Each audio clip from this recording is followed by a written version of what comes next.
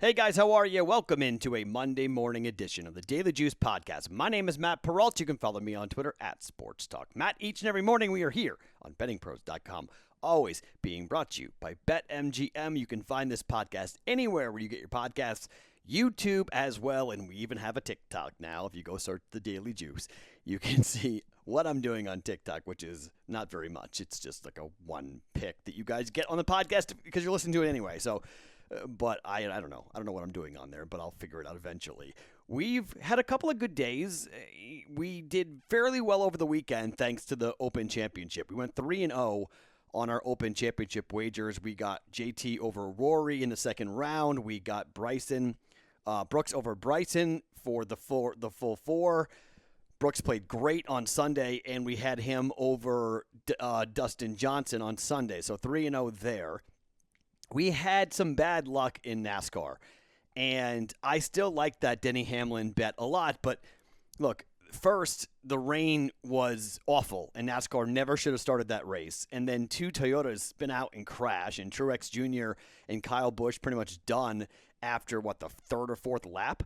And then Denny Hamlin somehow escaped any damage when he spun around and didn't clip the wall or didn't get hit by anybody. But then he had a wheel fall off late in the race. So that was an unfortunate loss there. The Red Sox was just a bad bet. Red Sox are not playing well. Their offense is problematic. So we'll watch them against the Blue Jays coming up. But I think the Red Sox are going to have a rough couple of weeks here. They're playing a lot of teams in their division. They need Chris Sale. They probably need to make a trade for another bat. And, they're asking their middle 3, 4, 5 hitters to do a lot right now, and it's just not really working. That's why they brought up the Duran kid to hopefully bat leadoff at some point in this season for Boston, but just a bad loss to the Yankees. So the Yankees take 2 of 3 for the Red Sox.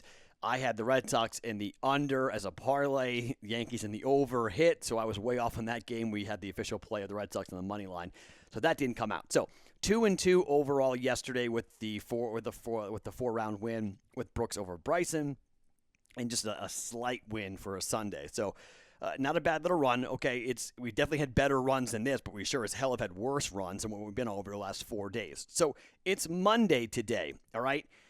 And I'm just going to tell you this.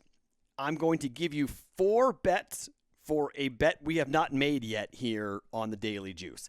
I have not bet no for a run in the first inning yet. And I'm going to make 4 of them coming up today here on a Monday. I hate betting on Monday because you never know what you're going to get. And teams are funky. It's the first game of a series. They're traveling. They've been, this is the first time they've played a couple of games since the All-Star break. First time around in the rotation since the All-Star break. So it's just kind of a wonky day. So I've got 4 quarter unit bets, 4 of them, one unit in play, but broken up into 4 quarter units. And I'm looking for really either low juice or plus money. All right. So I've taken where the books are kind of shading towards the yes, and I'm coming in and taking on the no. Now, maybe there's a ton of offense throughout Major League Baseball, and I lose a whole unit by doing this today. But I think we could probably go 2-2. And if the right 2-2 hit for us, we're betting plus money. So then we wind up getting ourselves into a situation where we're winning. We're up on the day. Okay. And I'm going to give you my favorite SEC win total bet of the college football season. The SEC Media Days begin today in Birmingham, Alabama. When I tell you how special of a week this is in the South, you just don't understand unless you live there. This is the start of football season. When you get to Birmingham and you get to walk in that hotel that's attached to a mall, I used to do my show there every year, and it's just a really cool deal. You get all the coaches all together, and you get all the players all together. And for somebody who didn't grow up in the South, SEC Media Days are legit, man. It is so fun. And you get Alabama on Wednesday. You get Georgia and Ole Miss on Tuesday. It's really a fun week. And if you're a college football nut, no crowds, unfortunately. They're not going to let the crowds in. That was one of the biggest culture shocks for me when I moved to Alabama for the first time and went down to Media Days, that there were hundreds of people waiting outside to get, at the time, whoever was coaching Mike Dubose' autograph at the time for Alabama. It didn't matter who it was. They were just wide-eyed, and they couldn't believe that they were looking at their college football players and their coaches. And I'm coming from New England, I'm coming from Virginia, and I'm coming from a background where professional sports are the only thing that matters, and college sports are kind of like, yeah, great, you played college, talk to me when you get to the NFL. I couldn't figure it out in the beginning. I was a 21, 22-year-old kid who was just like, wait, what? I remember the first time I broadcasted, I was doing a pregame and postgame show for Virginia, University of Virginia, when I was the voice of UVA women's basketball, my first ever professional job in Charlottesville, Virginia. And I was doing a broadcast, first game of the year, outside of Virginia Stadium, and all the dudes going to the game were wearing a suit and jacket, and all the women were dressed up in these beautiful sundresses. And I looked to the person I was working with, and I was like, what the hell is going on, and why is everyone dressed up? I just couldn't figure it out. But that's what happened in the South. So I had a pretty nice breaking in for the Yankee in me when it came to the Southern traditions around college football. And then I got a big one with Alabama and Auburn when I moved to Huntsville. So I've got a bet for you for college football today that I really, really like. Okay, so I'll hold the college football bet until after we get to the baseball. That's a one full unit bet. But if you want to go ahead and use the BetMGM offer on that, you can. You bet $20 on it. You win $100 on this. The bet I'm going to give you is minus 120. This bet would give you a 5-to-1 return if you use the BetMGM $20 to win $100 on any event, win or lose, with the promo code JUICE100. BetMGM.com or on the BetMGM app. Where available, use the promo code JUICE100. All right, so let's start with baseball, okay? Four games that I am identifying today that all I am betting the no for a run in the first inning, okay? We're going to get out of the way quick and easy. First game, Twins at Chicago. This number is juiced to the yes at minus 125 to the yes. The no is plus 105. Lance Lynn's on the mound for Chicago, the guy that just got a contract extension, a guy who's pitched extremely well this year for the Chicago White Sox. His ERA is under 2. He's got a 9-3 record. He's a guy who does not give up many runs in the first inning or just in general. In his last start against the Twins, he gave up 1 run in totality. That was in the 4th inning. He's going up against a guy, and this is why I think the number is juiced to the yes, that is basically a reliever, Griffin Jax for the Twins. Now, the Twins are a really good team at scoring early. They score 35% of the time. They're scoring a run in the first inning. Chicago also is pretty good at scoring early, but not nearly as good scoring in the first inning. They're pretty much middle of the pack when it comes to scoring. They are 14th, 31% of the time they're scoring a run in the first inning. But they're not giving up many runs in the first inning, which is what we're looking for. We're looking for the no here, okay? So in terms of where I'm going, I'm going to kind of say, okay, I'm going to hope that for one inning that Griffin Jax can hold it together for one inning. His last start, he went 5 innings. He gave up 8 hits, 6 earned runs to the KC Royals, but he didn't give up any runs in the first inning. He actually was pretty good till the 4th inning when he kind of fell apart. His start before that against Cleveland, he did give up 3 runs in the first inning. So the hope is he can hold it together here against the White Sox, get 3 outs, and get out of here. I don't think Lance Lynn gives up any runs. We're going no run in the first inning, plus 105 for a quarter unit for the Twins and the Tigers. First game of the day. It's a 2:05 Pacific time start. It is a 5:10 start on the East Coast. Play number 2, Red Sox at Toronto. Ross Stripling up against Nick Pivetta. Look, the Red Sox offense is hurting right now.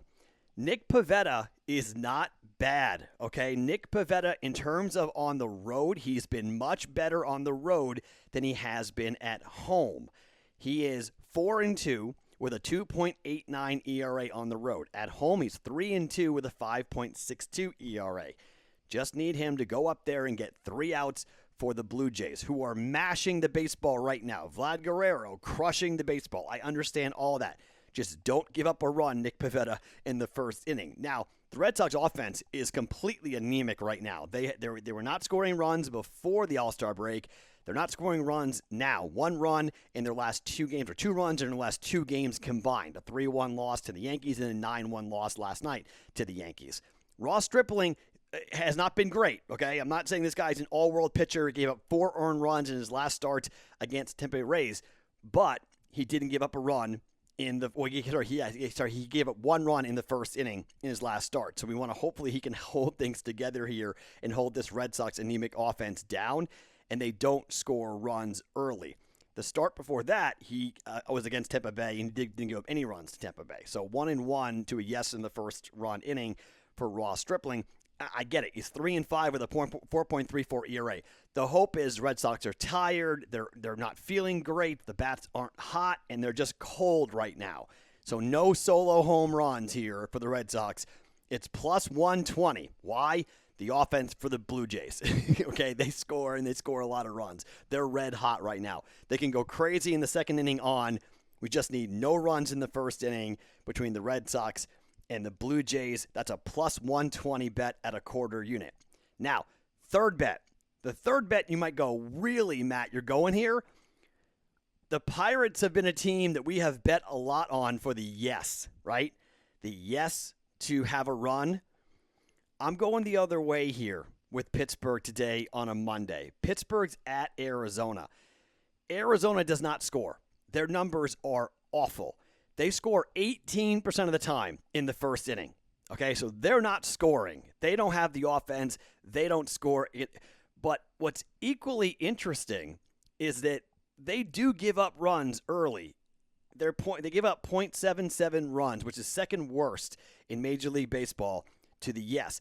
The Pirates are the second worst at 0.82. Okay, so you look at the pitching matchup here. Caleb Smith versus Chase DeYoung. I'm going to say, and I'm going to go against what we all think here, right? The obvious bet would be a yes, okay? The obvious bet would be like, yup, they're both giving up runs a lot. I'm going to go against to take the plus money. It's plus 105 on the no. This screams yes, right? But it's Monday, and it's funky. And a part of me just says, while we're all thinking this should be a yes, I think it was minus 130 to the yes for both these teams. I don't think the Diamondbacks will score, okay? I don't think they score. The question is, will the Pirates score on Caleb Smith?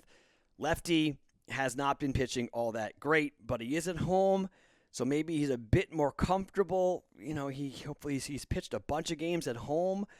He's been okay recently. He hasn't been tremendous, but he's a guy who gets kind of spot starts. He was pretty bad, actually, in his last start against the Dodgers. He gave up 9 earned runs in the first inning. So, yeah, hopefully he kind of rights the ship here. And like I said, we're going against all the trends. Everyone say, if we were all talking about, not taking plus money, like I've been saying, I'm searching for plus money and going against what we all say. Maybe he gives up a ton of runs, but hopefully he does that in the second inning. I'm going to take the plus money, the plus 105 bet here on the Pittsburgh Pirates up against the Arizona Diamondbacks. This may be the scariest of all of them, just given how profitable the Pirates have been. But we are going with the plus 105 on the no for a run in the first inning for the Pirates and the Diamondbacks. And I am paying juice on one game because I'm pretty darn confident on one game that I am going to pay the juice on. And that's the Giants and the Dodgers. This is going to be a playoff game. I am staying up late to watch this game. I'm not betting this game, but I'm fired up to watch this. The Giants just lost 2 of 3 to the Cardinals. The Dodgers are playing better, and this is going to be the race. As I've told you, I want to bet the Giants to win the division, and I'm just not there yet. But we have Tony Gonsolin against Kevin Gausman. I mean, you couldn't ask for a better pitching matchup here between these two guys. We have a 1.73 ERA and a 2.13 ERA. I mean, these are two extremely good pitchers. Gausman had the family emergency, so he's back now starting game 1 of this series against the Dodgers on the road. Giants are 28-21 on the road. Dodgers are 30-14 at home. I'm expecting a playoff type atmosphere. I think both these pitchers will be very, very sharp for this game. I'm expecting a really, really good game, low-scoring game. Total is only 8 for this game. I'm going to lay the minus 115 here. The yes is minus 105, so it's kind of even. There's no plus money on either side of this bet, but I'm going to go no runs, Giants, Dodgers at minus 115 for a quarter unit, all right? So 4 bets, quarter unit, all on no for runs in the first inning here on a Monday. Hopefully some tired bats and sleepy legs going into this with a quarter unit on all four for a 1-unit totality going in here on a Monday. So we're going Twins, White Sox, no. Red Sox, Blue Jays, no. Pirates, Diamondbacks, no. Giants, Dodgers, no runs in the first inning. 4 bets, 1 unit. And now the college football play of the week, month, I don't know what it is, but let's talk about the SEC. As I mentioned, SEC Media Days begin today in Birmingham, Alabama. We're going to hear from all the head coaches, including Lane Kiffin. Lane Kiffin back in the SEC is a chef's kiss. Mwah. It is beautiful. It is perfect to have him be back. And he brought an offense that is setting this conference not on fire, but people are paying attention. Matt Corral last year, oh my, what a year for him last year. He was tremendous. Averaged over 330 passing yards per game, threw for 29 touchdowns, rushed for 4 more, had over 500 yards rushing. This Ole Miss football team on offense, yes, they they lost a couple of really good wide receivers. But Kiffin's got offense, and he's got a scheme. This is modern-day football. Forget about playing defense, okay? Remember, this Ole Miss football team hung 48 points on Alabama last year. 48 on that defense with the number of number 1 picks and NFL-caliber players on that defense. Kiffin threw up 48. In that game, Matt Corral went 21 of 28 for 365 and 2 touchdowns. Whoo, boy. The defense is a mess. I don't think it matters. They'll have another year under their belt, and I think they'll be able to get themselves enough stops to get over the win total. Ole Miss's projected win total is 7.5 at -120 at the Westgate here in Vegas. 7.5 wins, -120. Shop. But find this. This is what I played, though. Ole Miss, over 7.5 wins. Why? Their schedule. They play Louisville in Atlanta. Neutral game, up and down. They should win that game. Important to win that game. They will win the next 2. They'll beat Austin Peay and they'll beat Tulane. They will be 3-0 when they open. They have a bye, and then they're at Tuscaloosa. Who knows? Lane Kiffin going back to Alabama. Are you kidding me? Let's just chalk it up as a loss, though, right? But maybe a really high-scoring, fun game. We're going to bet a lot of overs with Ole Miss football this year. Arkansas at home, must win. Tennessee, Lane Kiffin's supposed to go back there, right, and say he's at Ole Miss. Tennessee, must win. That's a 5-1 mark. They're 5-1 when they come back home against LSU. Most likely a loss, but maybe not. I don't know. Is LSU going to turn it around? What are they going to look like next year? That could be a win. They could be 6-1 when they go to Auburn. They have Auburn on the road, probably a loss, but maybe they upset somebody. Then they play Liberty, W, A&M at home, winnable football game. Then they play Vanderbilt, that's a W. And then they're at Mississippi State for the Egg Bowl. 7.5 wins. I got them winning 9 games. I think Ole Miss wins 9 football games this year. Bet the over. Ole Miss 9-3 this year at -120 for Lane Kiffin and company. It's my favorite bet in the SEC. I think this offense is going to be outstanding. They're going to have tons of fans there. There's a lot of hype. People are talking about the top 25 potentially for Ole Miss. This is a team that I cannot wait to watch, and I'm really curious what Lane Kiffin says about his team coming up at SEC Media Days. How high is he? He's got the quarterback, which in college football you have to have. If you're going to run a high-flying offense, you got to have the quarterback, and you got to have a guy who's going to be talked about for the Heisman. He's going to put up monster numbers. Can they stop anybody? That's going to be the question for this defense. If they can just be average on defense, Ole Miss is going to be pretty good this year. They're going to be a top 25 team. They're going to be in a pretty good bowl game coming up this year. They're not beating Alabama. They're probably not beating Auburn. But if they can take care of business, beating Louisville out of the gate is a huge, huge game. Huge scene setter. They win that game out of the gates in Atlanta on a neutral field, and I think it's off to the races for Lane Kiffin and company with Ole Miss here with a full 12-game schedule. Over 7.5 wins for Ole Miss at -120.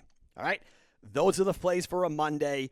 We do have the Discord bet conversation coming up today on our Discord channel. That will happen around 4:30 or so Pacific time, 7:30 Eastern, somewhere in that range.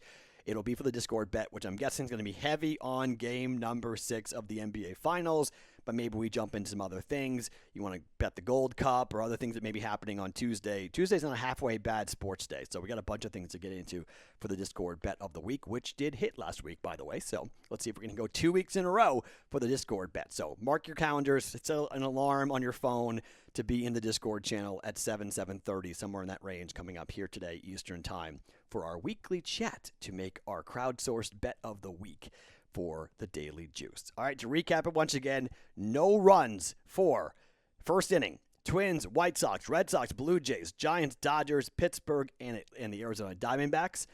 We're going plus 105, plus 120, plus 105, and minus 115 for the odds at a quarter unit. And over 7.5 wins for Ole Miss. Full unit, by the way. That's a full unit bet for Ole Miss. Over 7.5 wins at minus 120 for the Rebels to get themselves 8 or more wins coming up here for the college football season. I'm very high on Lane Kiffin and company. My name is Matt Perrault. Follow me on Twitter at SportsTalkMatt each and every morning. It's the Daily Juice podcast right here on BettingPros.com, brought to you by BetMGM.